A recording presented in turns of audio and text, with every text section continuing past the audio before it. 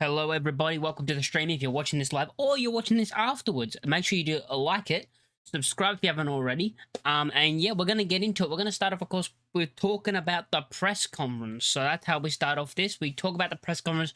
I've actually got a few screenshots of the goals we conceded, and we're going to look at them and who's at fault and what we need to improve with our defending for goals. And something that I'm worried about that I already talked about, of course, is the midfielders running late into the box and no one being there, no one tracking them, and no one being on them to mark them when they do put the ball in the back of the net. So they get like simple goals. It's just simple cutbacks.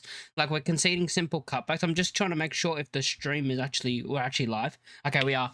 Yeah, there's just a lot of simple cutbacks in my opinion. And yeah, that's something we're going to have to look at. We'll get into that later. Let's start off with the press conference. Let's start off with the after-match reaction from Daniel Farke and see what he had to say. So Daniel Farke had to start off by saying, we don't have to overanalyze the game. They were the better side and deserved to win overall.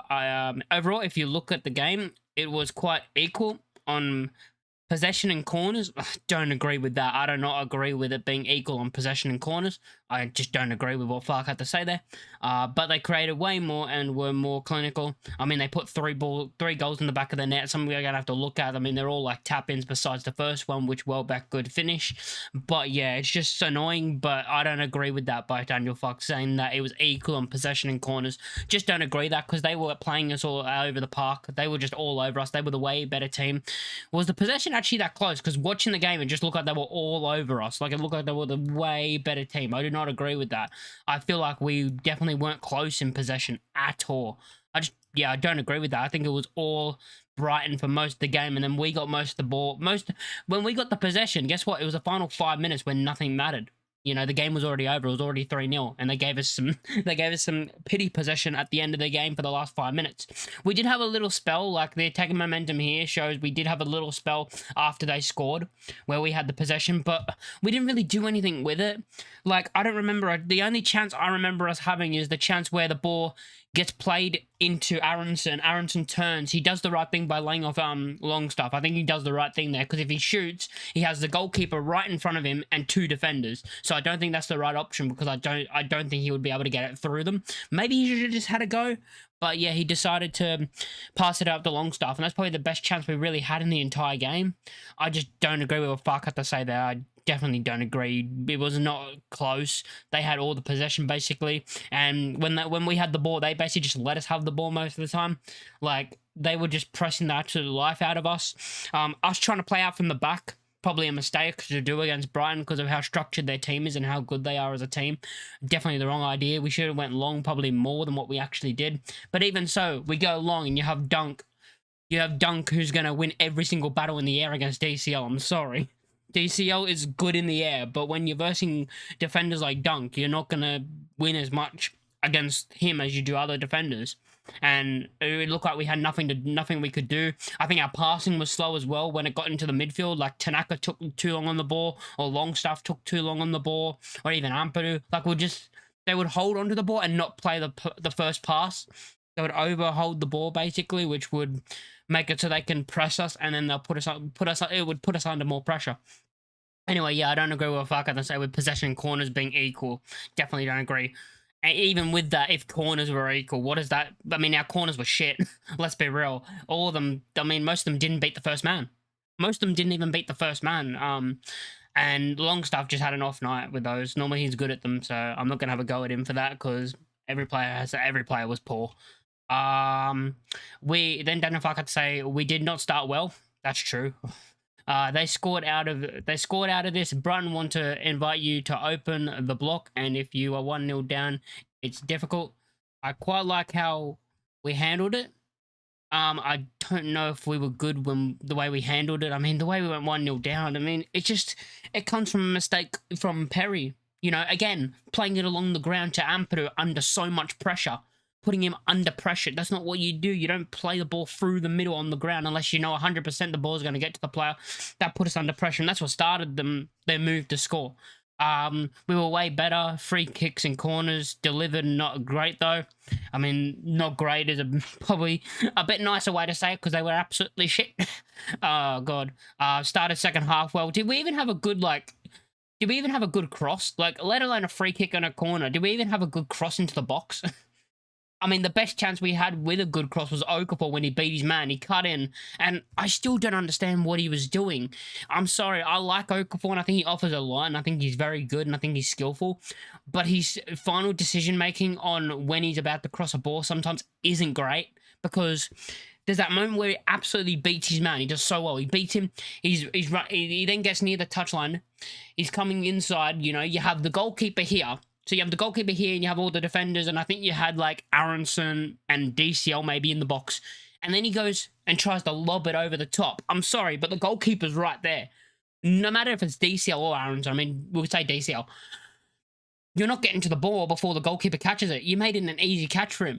He should have just smashed it along the ground and just hoped that it bounced off Aronson, or, you know, maybe Aronson sticks a foot onto it, or it hits a defender and deflects in the back of the net. Like, that would probably been our best option from that play, which I think was probably one of our best chances of the game, which is wild. Like, it's the way he just dinks it to the keeper, basically. He made it so easy. And I'm like, just smash it along the ground and just hope that it bounces off someone's foot. Like, that would have been a better option. And yeah, I just think we were poor from everything we did. Free kicks. God, free kicks and corners were absolutely terrible, as I said. Couldn't beat the first man, and the free kick that we had went flying over the bar. Don't know if I said tried to get a foot back in the door with Metcher and Stack. Reaction good in last moments, but poor start with crucial and cheap goals in the second half. Yeah, I think the second half, those 2 goals in the second half especially, were very, you know, we just gifted them, and we gifted them the second and third goal. I also think our shape was pretty bad because I think we tried to just go forward when we were 1-0 down in that second half, and then they just counter us and we were all out of position and our shape was gone, which is what's made us good, you know, made us good defensively this season, is us being able to keep our shape even when we do attack. You know, and then if we do lose the ball, we're still in that shape, but it just looked like we weren't in it, and we looked like we were all over the place. Yeah, it just looked like that most of the time. Don't know if Upton said, in several away games at Fulham and Wolves, we created good XG. Not today. First time in a long time we have not created much XG. Not good enough, but across 10 games, sometimes games like this come around for a newly promoted team. Arsenal won. This is the second. And this happens, right? I'm not expecting us to beat a Brighton. Like, before the game, I think all of us would have snapped your hand off for a point. We did not expect to win this game. We didn't even expect to get a point. Like, we would have been buzzing with a point because Brighton are a very good team. And even though I see people saying they had all these players out, even with all these players out, they're still a very, you know, they have a good squad. That's the point. They have a Premier League level squad. And yeah, they were just the better team. No, they were the way better team. I mean, these games are going to happen for us as a newly pro team. We're not going to win many away from home. That's the thing. We're not going to win many away games. Most of our wins are going to come at home. What, you need 10 wins to stay up. We've got 1 win away. We've won 1 away game. You know, we won 1. Maybe by the end of the season, we might have 2 or 3 away wins at the most. Like, we're not going to win many away games. What we have to do is win our home games, and the away games, we've got to get some draws in there. And I think that's how we're going to stay up. And I think that's where we are right now. And it's, you know, I understand people, you know, especially after last season, we won almost every week. Some people are not, you know, we're not used to it. But no, this is how the season's going to go. We're going to lose most away games. 90% of them probably. Probably higher than that, 95% of them. And we'll win a couple. We'll win 2 or 3, I reckon. You know, like, even next week, I'm worried because the City Ground's a tough place to go. We'll get into that later in the week. But yeah, the City Ground's a very tough place to go. And no, I don't expect to win there either. Don't know if I said we were 1-0 down, wanted to take more risk and play with a more traditional 10 like last season, which allows more attacking for the opponent. Brendan can play central role, but this lacks physicality in the middle, which is true. Like, I've seen people hammer Fark for playing Brendan in the 10, but I actually, personally for me, I like that he tried something different. And people that keep saying Pirro, can people remember what Pirro is? He's not quick enough to be a Premier League player. I'm sorry. He's just not. He's not going to play the 10. And people say, well, he's not the 10. He's the second striker who's going to be there for knockdowns. I'm like, is that what we've come to? Asking, like, Pirro is not going to do much. I'm sorry. He's just, in my opinion, he's not good enough. And I said this before the season started. We should have sold him because I think before the season started was the most money we could have got for him because he was off the back of a 19-goal season being top goal scorer in the championship. That would have been the most money we could have got for him. Now the price for him is going to drop. Why? Because he's not playing football. So that's like the most money we could have got for him was selling him before the season started, which I think would have been a better idea. And if we did that, we probably would have got a competent. We could have maybe got a competent striker up top. But hey, no, people pay, and then people say, no, I want to keep Pirro and give him a chance. Give him a chance. I'm sorry, but honestly, I've come to this thing about me saying, you know what, Daniel Fogg, try DJ in the 9 again.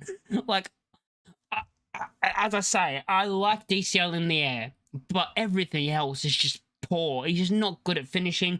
He's not good with his feet.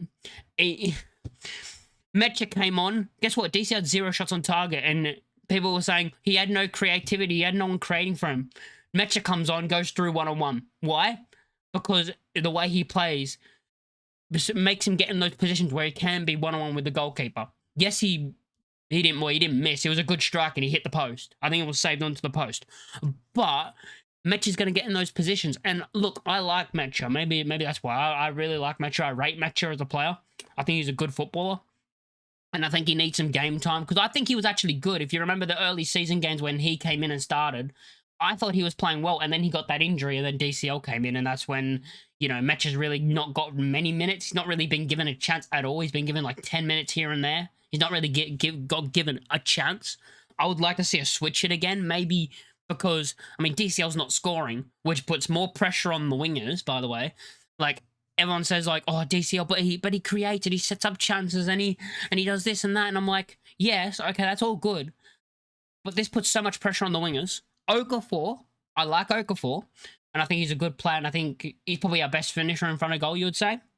You look at the other wingers, Dan James has come back, and people are crying out for, Dan James has to start, because Brendan's, even though I think Aronson's been good this season, I think he's had 2 bad games, which was this one, where everyone was bad, so I'm not going to hammer Aronson for being bad when every single player was bad on the pitch, and he wasn't even the worst one.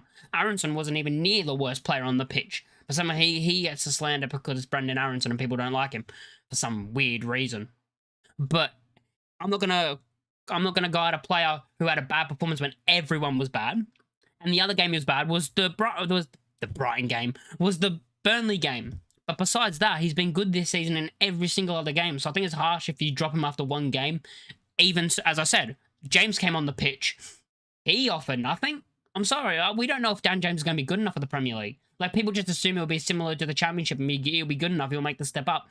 But the last time he was in the Premier League, he wasn't poor, but he wasn't good. I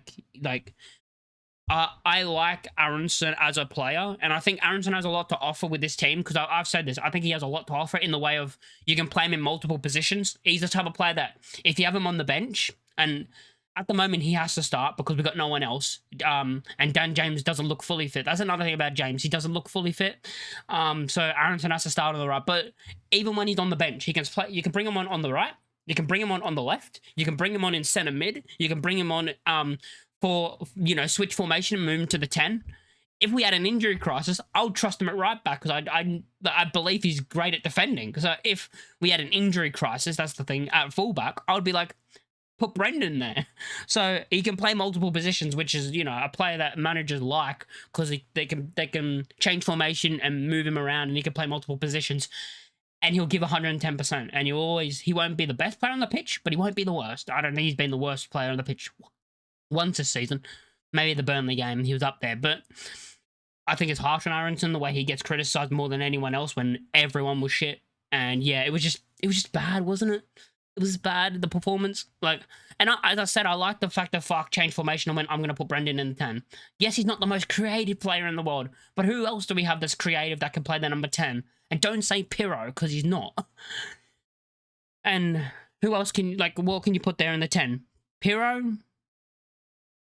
People say Nonto when he come back, but he's never played the fucking 10. He's never played the 10. I don't rate Nonto as much as other people do. I don't think he's a bad footballer, but I don't think he's as good as people think he is. I think he's average, you know. And I don't think he's great at creating either. So I just don't think we have the good, you know, that type of number 10 that will create that through ball through the middle, or like stuff like that. We desperately need to make signings in Jan. I agree. I need a new number 9. You definitely need a new number 9. And someone like Okafor who could play on the right. If we're sticking for the 4. Yeah, I agree. We need a right winger. I've said this. We need a right winger and a striker. Do I think the 49ers will do that? Probably not. The way they talk. We don't like doing business in January. Well, you better. And you better do it early, by the way, because this is not just a Daniel Fark thing. This is a lot of managers thing. It takes them a while to know the system and get into the squad. So they're not just going to be in the squad straight away when they sign. It's going to take like a month. So at least get them in early in January so they're ready by February. Like maybe late January to February, early February. Instead of getting them near the deadline in January and they're not ready till March. So it'll be nice if we can get it done early once January. They should have their plans of what they're going to do. They should have their options already planned out of, okay, we're going to go after him. That didn't work, bang, we're going to go after him. And get some signings done early, very early, as early as possible. Who has been our best player this season? Oh, the thing is, this season, who's been our best player? Probably Rodon. I think Rodon's probably been our best player. I mean, based off the last game, I mean, Bogle would have been up there, but that game against Brighton, he was probably the worst. I think he was the worst player on the pitch. That was bad. But he's still up there. He's still up there this season. But nah, probably Rodon. Rodon, then probably like Longstaff, because I rate Longstaff. Maybe then Bogle. That's probably the top three. But yeah, it's definitely for me, it's Rodon. I think Rodon's been brilliant this season. I think he's made the step up. And yeah, I think he's made the step up.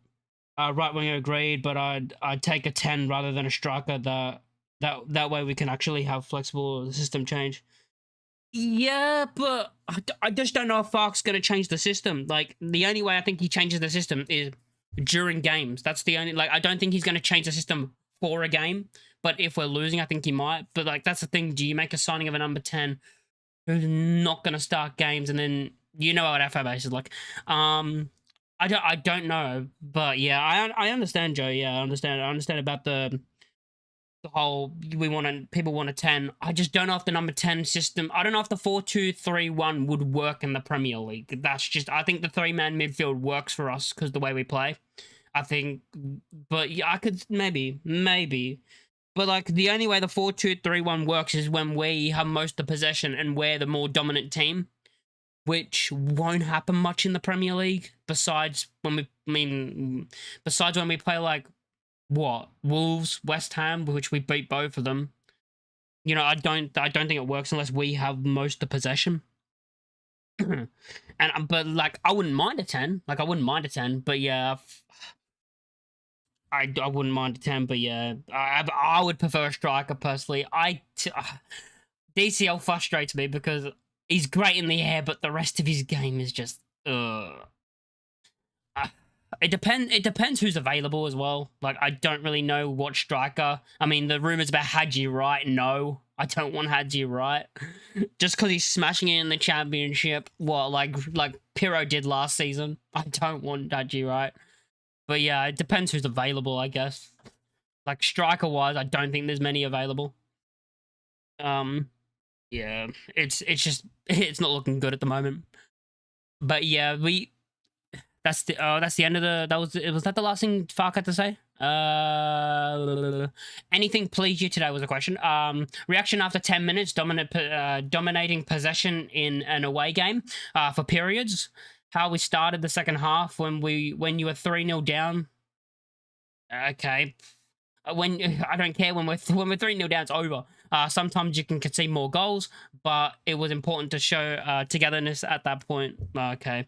I just don't think we were good at all. I just don't know many positives. I don't know if I could take any positives out of that performance at all. Like, I'm trying to think of any positives I could take out of that. Maybe Okafor being a bright spark, and then Metcha having a shot, and that's the only bit of positives I had. Metcha making a great run through the middle and being 1-on-1 with the keeper was probably the best thing that happened that whole game.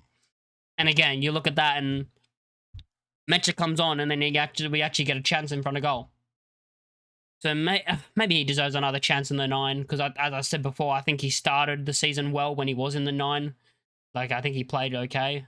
I think he had some good performances. Then he got that little injury, and then, as I said, DCL came in, and then we didn't change much. But yeah, the goals that we conceded, which is so frustrating. We're actually I've got a couple of screenshots. I'll do this better next week. I use Twitter for this, so that's why they're a bit blurry. But we can work with this. So this was the first goal. As you can see, Goodmanson's here, and it if you watch it back, Goodmanson's about up here, right? Goodmanson's probably like here when the ball's played. So when the ball's actually played, Goodmanson's still a bit further back. He reacts late because we were deep. That's one thing I didn't like. We were very deep. We were playing very deep, and I think we need to push up a bit more. And I don't know if that's on Fark. I don't know if that's on the players. It looks more of a tactical thing, so it looks on Fark. But if you can see the way he's running here, he panicked and went, oh shit, because he was back here when the ball got here, and you could see all the space. He's like, oh shit, I gotta run. And then he just sprints in here, and what happens next is just done. And then he's opened up that space right here in behind already. So once Goodmanson's gone here, there's space in behind here already. And he just goes, I'm going to go here. Bang, I'm going to beat you. He gets absolutely done if you watch it back. Through the middle. And then the cross goes across and Welbeck scores. That was the first goal. They're all preventable, right? A lot of goals we've conceded this season are preventable. And you look at that and you're just like, he can push up, but it's the way he seems to panic Goodmanson in this moment. He seems to just panic. He absolutely panics and just sprints out. And that's when he needs to sprint out a little bit, but then stop himself. He needs to stop. But he's just fallen, sprinted out. And then, yeah, it's got beat too easy. That left space in behind. And that was the first goal. Amps looked shocking yesterday compared to the West Ham game. I mean, everyone looked shocking compared to the West Ham game. Ampadu, that was probably his worst game.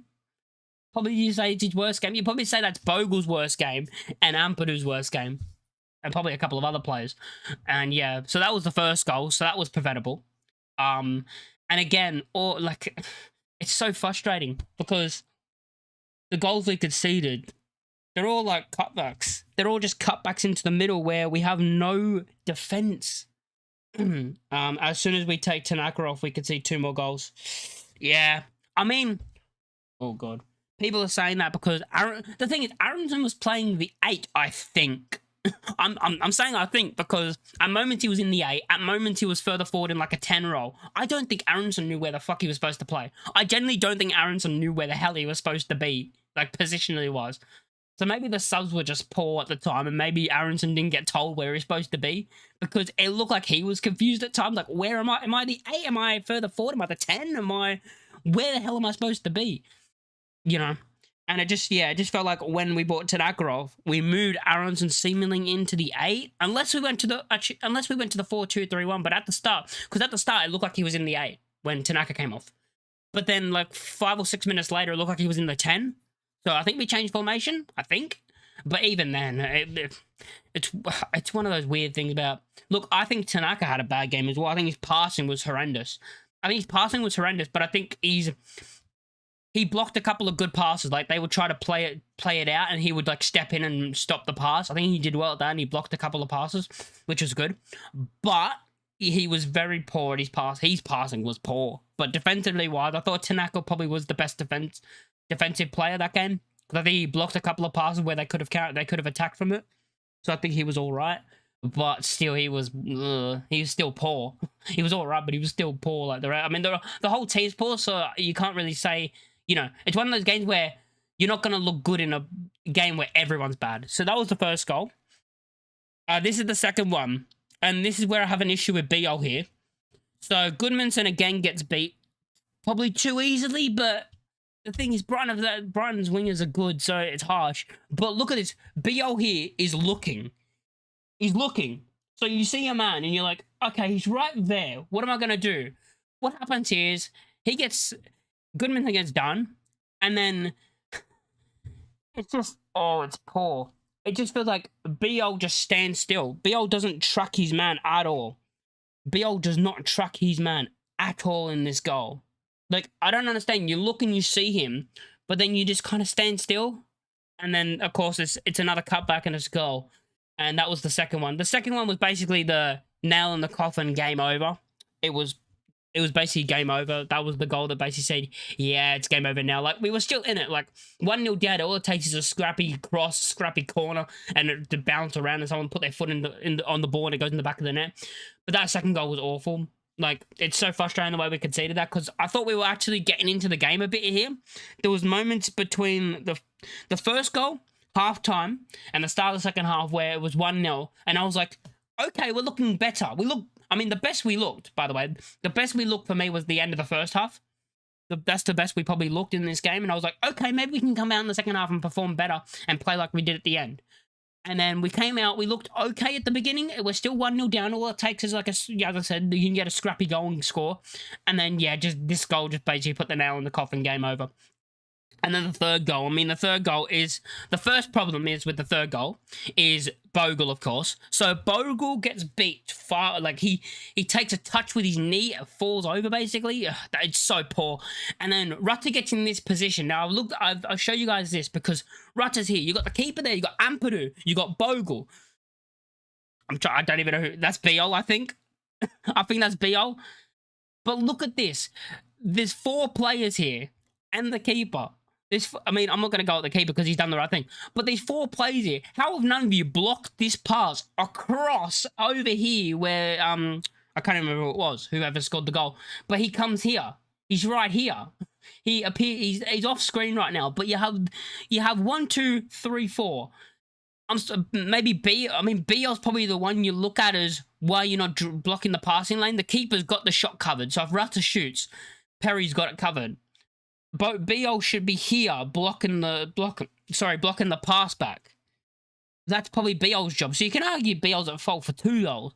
That's probably Biol's fault because I think he should stretch him. He should be further over because the goal's covered by Perry. Bogle's gone absolutely spun, and I don't blame Rodon for being here because we had the ball. We had the ball, so I'm not going to blame Rodon in this situation because we had the ball and we lost it because stupidity from Bogle. But this goal should never happen. And that one frustrated me this one frustrated me the most. That's the one that frustrated me the most, the third one, just because of how it happened and just how it just goes across goal, no one's there, and then it just tapped in the back of the net. Like, it was poor. And this has happened a couple of times. I think the cutback is something that we're going to have to work on, and that's where Fark earns his money. That's where Fark earns his money is with the pass backs, basically, and us being able to stop those pass backs. In those situations. But yeah, it was awful, the performance. Everyone was off it, but again, it's at the Amex and we never do well at the Amex. Normally this does happen in the Amex, right? And it was absolutely awful. Like, Gomez of course scored twice and Welbeck scored the first, but God, can you even look like performance wise, did anyone have a decent enough game? Like if I was gonna say best player on the pitch was probably Okafor with a bit of spark, and then after that was Metcha. And he barely played, but at least he got a shot. He got a shot that hit the post. But at least he had a chance and could have scored.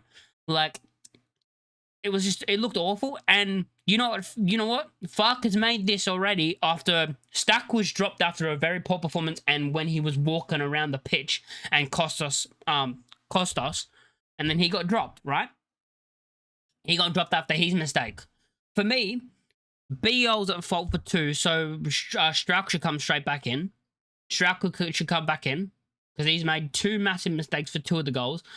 So for me, Strauch comes back in next game. You're looking at that. Maybe you're looking at, I mean, you look at the midfield and you're like, one of them comes out for Stack maybe, but which one?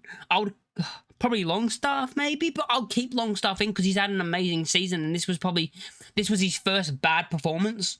And it'd feel harsh, but it'd also feel harsh taking Tanaka out because he was poor, but he had some good things that he did. But I think Stack comes back in for probably Tanaka because I think I like Longstaff and I think he's been good this season. I don't think he's had a bad game. I think this is his first game where he was bad. And I don't think that should make him be dropped because I think he's been very good this season. But there's going to be some changes for the next game. The wingers, I think Aronson has to keep his spot because I don't think Dan James is 100%, and I'm fine with that because, again, I'm not going to have a go at Aronson because the entire team was shit. So I'm not going to be like, Aronson needs to be dropped, Dan James, or hopefully Nonto's back to start on the right, who is a left winger, but yeah, whatever. I think Aronson starts again, Okafor starts again. Maybe you try Metro up top and try something different because, you know, Metro started the season. Yes, he didn't score when he started games, but he was doing what DCL was doing, but with his feet. Like, he was doing the hold-up play with his feet most of the times, where DCL does it, like, the flick-ons. They were probably similar performances, to be honest. They probably were, like, the similar performances of how good they were. Like, if you're measuring them, they're probably, like, similar. maybe you give Mecha another go, which I would like to see, because I think he's, as I said, I think he's better in front of goal. I'm not saying he's amazing in front of goal. God, no, I don't think he's amazing in front of goal, but he's better than DCL. I trust. If you were gonna have Mecha through on goal or DCL on goal, I'd rather Mecha. I'd have more faith in Mecha. But yeah, overall, it's a poor performance from every single player. You know, it was just awful. I feel like Perry. I feel for Perry because of like how bad the defending was in this game. He made a good save where it could have been. I mean, it could have been 4, but he made a good save near the end. Thank God. But yeah, I just think we were off it. We were really off it at the Amex. We've never won there. We got a record now of 2-20 against Brighton. So that's not a great record. But yeah, I'm gonna end the stream now. If you guys like the stream, actually do like, comment, and subscribe if you are new. And yeah, I'll catch you guys in the next one, which will probably be Tuesday, which will be my Premier League predictions. Unless something comes up and I might make a video about something. But yeah, thanks for watching. Like, comment, and subscribe if you are new, and I'll